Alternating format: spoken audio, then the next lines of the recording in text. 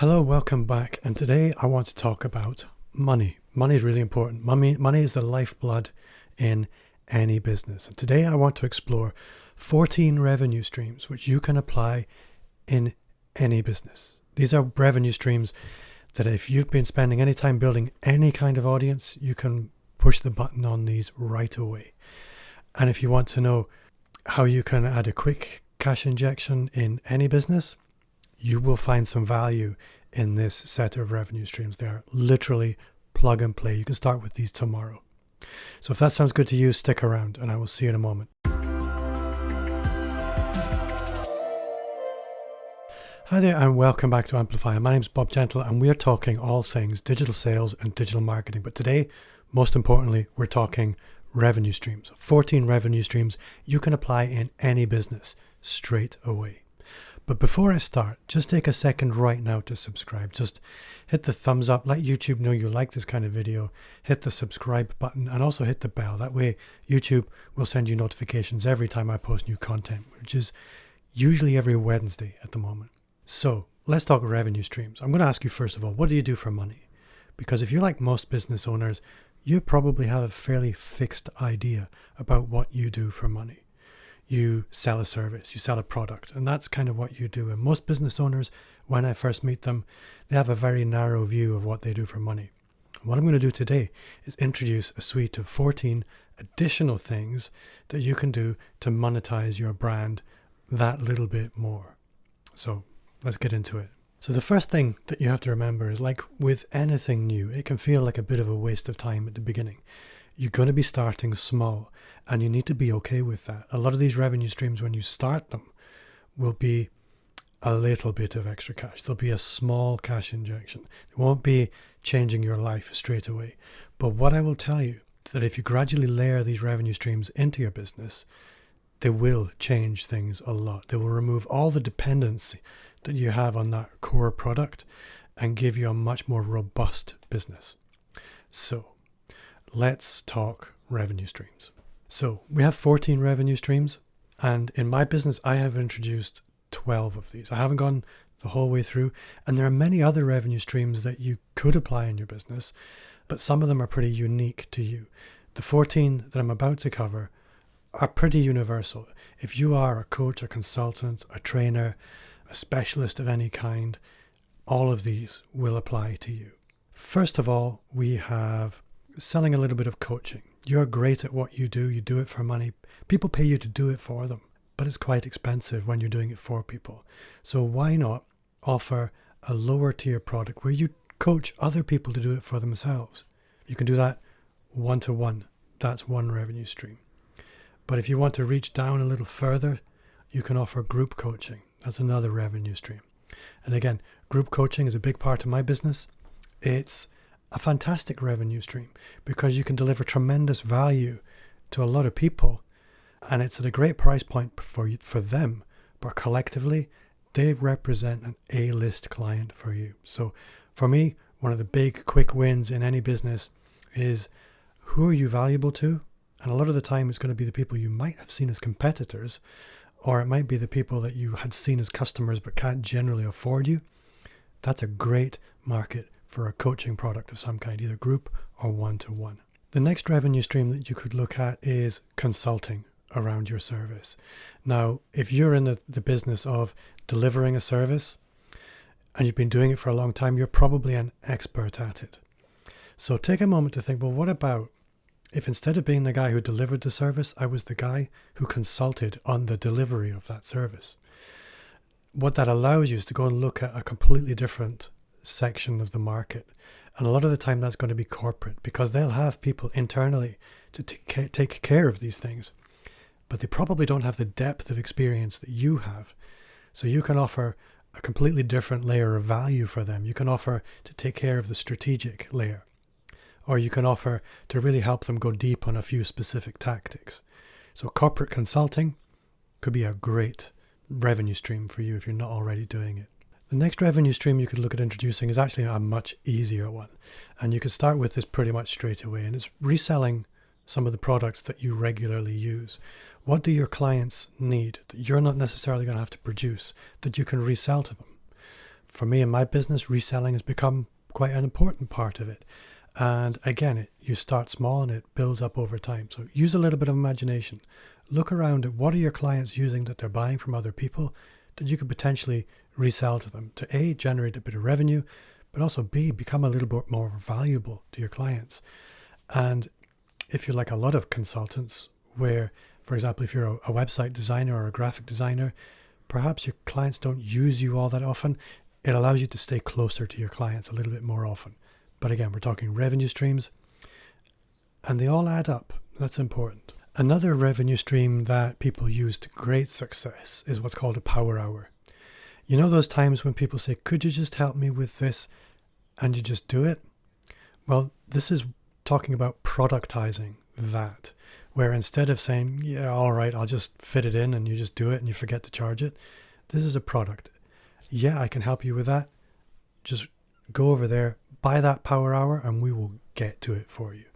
You could offer that for sort of one-off support. You could offer it for some technical assistance. You can offer it for lots of different things, and it allows you to monetize all those little bits of help that you otherwise do for free. And in many people's businesses, this can potentially double your revenue if you look at all that help you give people and you don't charge them for it. So think about power hours. How could you include that in your service? Now, another one of those where you're going to have to accept being bad at something and also give yourself permission that this is a long-term investment that you're making on a revenue stream that's going to make a significant difference in the future is public speaking. Now, for me, this doesn't generate any revenue in my business currently, but I'm doing a bit of public speaking because I know at some point in the future, the demand will be there that I will be able to charge for that. And you have to earn your stripes in that space. So start thinking today about building that speaking foundation. And it's important for another reason, that the more you invest in your personal brand, the more audience you build, the more these other revenues start to kick in and really take on a life of their own. And public speaking is an important catalyst for that, as well as being a potential revenue stream. Next up, we're talking workshops, paid workshops, where, again, you spend time doing whatever it is you do for money, but there'll be elements of that that people need to do for themselves. They want to do for themselves. And at the moment, they're going somewhere else for help. So look at productizing a few little workshops that you can rock up and deliver, give great value and generate some revenue from. Again, this could potentially be a business in its own right for a lot of people. So look at what can you package up? What are the knowledge that you've got and the experience that you've got? Could you package up and put into a little workshop that's got potentially high appeal that you can deliver again and again and monetize that little kernel of knowledge that currently is doing nothing for you? So paid workshops, fantastic revenue stream. So another kind of odd one, but not an odd one, actually kind of obvious, and that's sponsorship. Sponsorship is obvious if you're running any kind of events. And as we go through talking about all these different revenue streams, events becomes an obvious one. We've talked training workshops. I've had sponsored training workshops where the sponsorship subsidized the access cost for the customers. So there's lots of ways you can build in sponsorship. My podcast is a sponsorship vehicle, potentially. I don't currently have it sponsored, but I'm going to be having it sponsored. But it's an important potential revenue stream. And we'll come back to sponsorship again as we go forward, looking at some other revenue streams.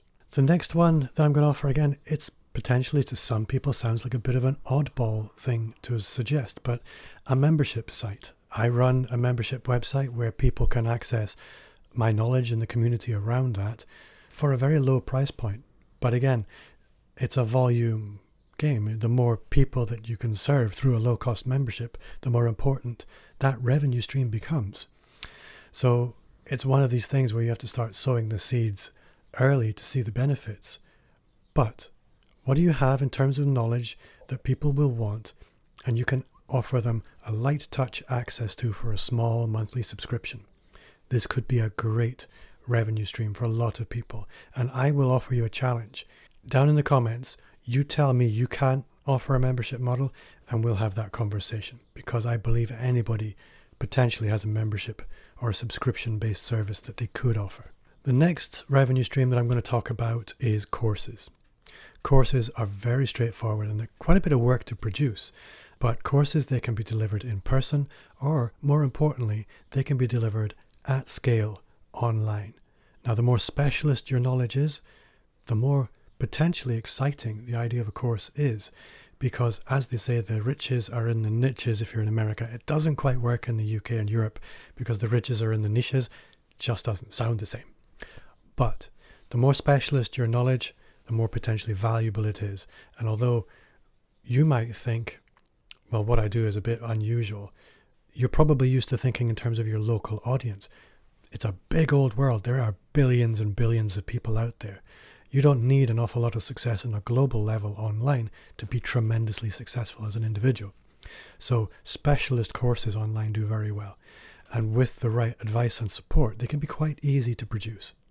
And obviously they carry across into real world events just as well. So definitely have a think about what is it you do, or the way that you do it, that you can deliver in a course. And I would say, again, I would challenge anybody that they don't have a course in them. Now, we are, if you're watching this in 2021 at the beginning of the year, we're still in a global pandemic, completely locked down. But for a moment, give yourself permission to imagine that's just not the case. And we're talking conferences. Again, the more specialist your knowledge, the more potential there is for you to build a conference around that and A, stake your claim at the center of that universe, and B, monetize that audience through event ticket sales, through sponsorship, through partnership deals, all kinds of things that you can monetize through a conference.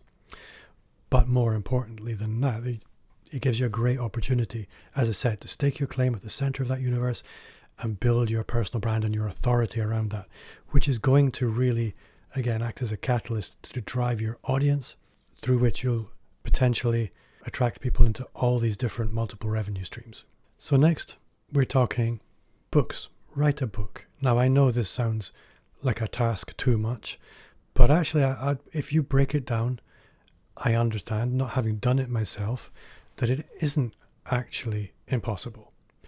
Lots of people have written books. Lots of people who are not as clever as you, who are not as hardworking as you, have written books. So if they can do it, you can do it. I can do it. I plan to do it. So I challenge you, there is a book in you somewhere. Now, what's interesting is I know quite a lot of authors, and they tell me two things. Books do make money, when you self-publish in particular. Maybe not a life-changing amount of money, but they do make money. And if writing a book and getting rich is your plan, it probably won't work. But if writing a book and adding an additional revenue stream that, along with all your other multiple streams of revenue, does become significant, that is perfectly possible. And again, it has this additional benefit of amplifying your personal brand, your authority, and your reach. And one thing I hear regularly is that a book is the world's best business card. It's the clear differentiator. And if you want to be in a position where you're never going to be asked to quote again, write a book, because you'll be the first choice rather than the last choice. You'll be the celebrity option rather than one of many. So it is a revenue stream in and of itself, but it does an awful lot more than that. So imagine yourself being an author and make it happen. It could be amazing. So we're nearly at the end. The next revenue stream I'm talking about is virtual summits. Now, through the pandemic, you probably have come across a virtual summit somewhere.